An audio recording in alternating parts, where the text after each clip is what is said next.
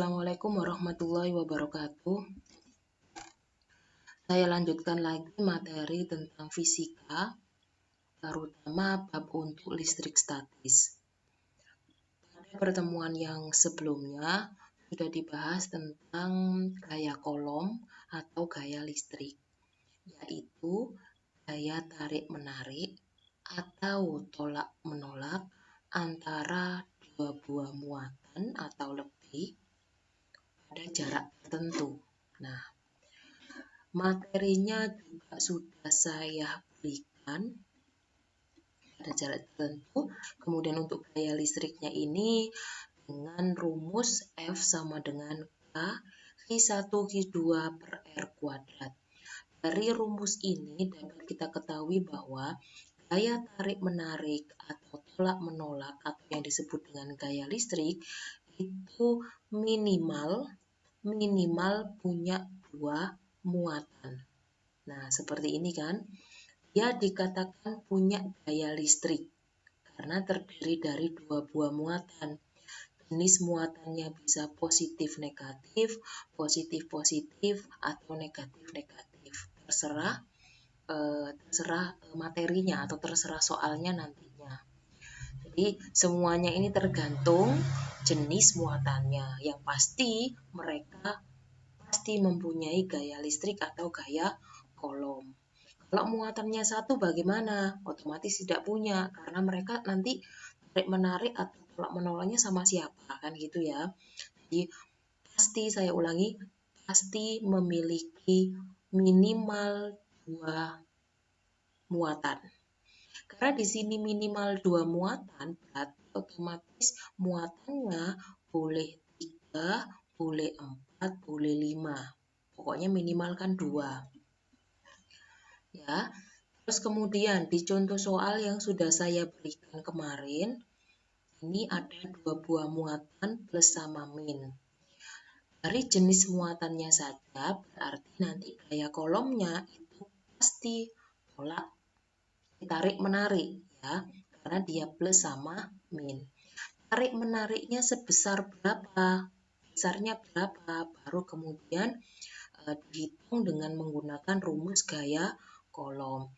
Perlu diingat lagi bahwa muatan atau Hi satuannya wajib kolom.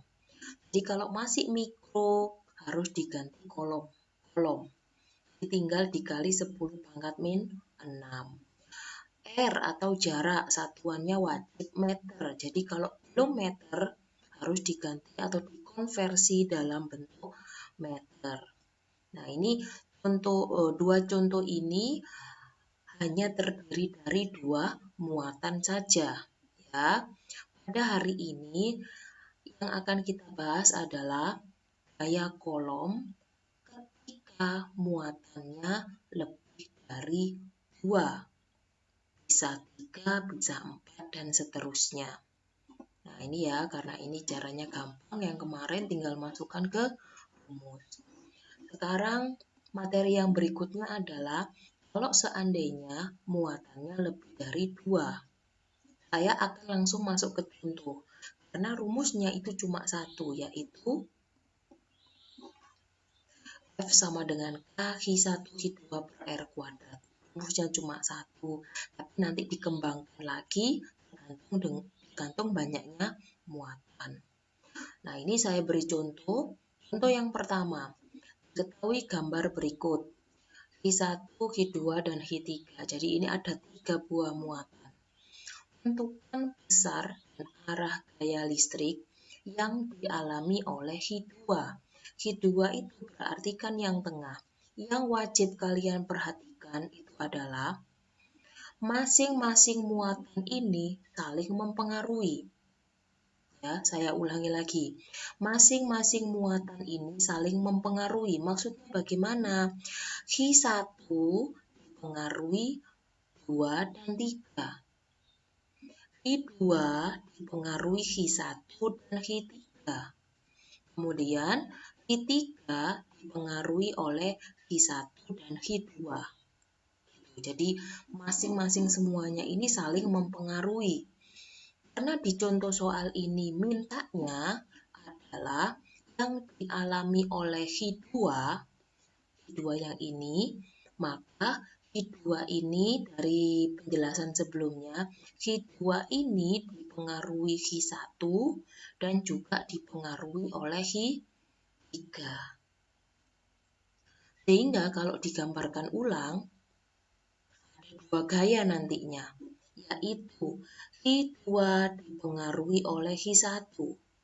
Nah, namanya F12, F12, F1 sama F2. Maksudnya Hi1 dengan Hi2. Karena di sini Hi1-nya itu tandanya plus, Hi2-nya tandanya min, maka kan dia tarik-menarik. Hi1-nya ke sana, maka arahnya ke sini ya. Kemudian Hi2 arahnya ke sana karena dia tarik-menarik. Di sini maka kita bisa menggambarkan bahwa F12 arahnya ke kiri. Nah, yang kedua, Hi2 itu juga dipengaruhi oleh Hi3. Lihat lagi jenisnya. Hi2 kan min, Hi3 plus. Tarik-menarik lagi kan? Maka Hi2 arahnya ke kanan, Hi3 arahnya ke kiri. Gambarnya nanti jadi seperti ini. Karena pertanyaannya mintanya adalah yang dialami oleh muatan yang kedua, maka yang kalian wajib perhatikan itu cuma muatan yang kedua. Ya, lihat arahnya. Jadi muatan yang kedua ini punya dua buah gaya, yaitu F23 dan F12. Oke. Dua gaya ya, 1, 2 dan F23. Masing-masing F12 dan F23 ini kalian cari nilainya. Jangan lupa, Hi1, Hi2, Hi3 ini kan masih mikrokolom. Jadi harus dikonversi dulu dalam kolom, tinggal dikalikan 10 pangkat min 6. Kemudian R12 ini siapa? Berarti jarak antara muatan 1 dan muatan 2. Dari soal, jaraknya kan 2 cm, maka di sini jadi 2 kali 10 pangkat min 2 meter.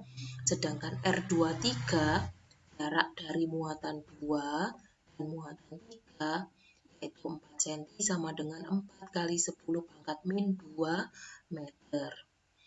Nah, saya ulangi lagi. Karena pertanyaannya adalah Hi2, di mana Hi2 ini ada dua buah gaya, yaitu F12 dan F23, maka masing-masing F ini dicari besarnya.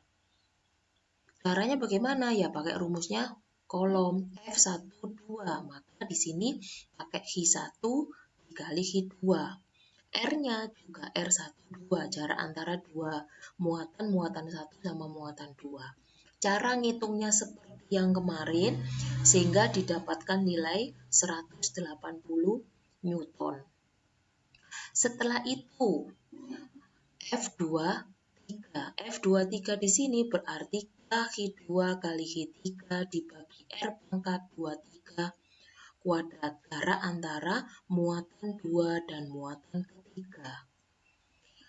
Ini substitusi nilainya dan seterusnya sehingga mendapatkan nilai 90 Newton.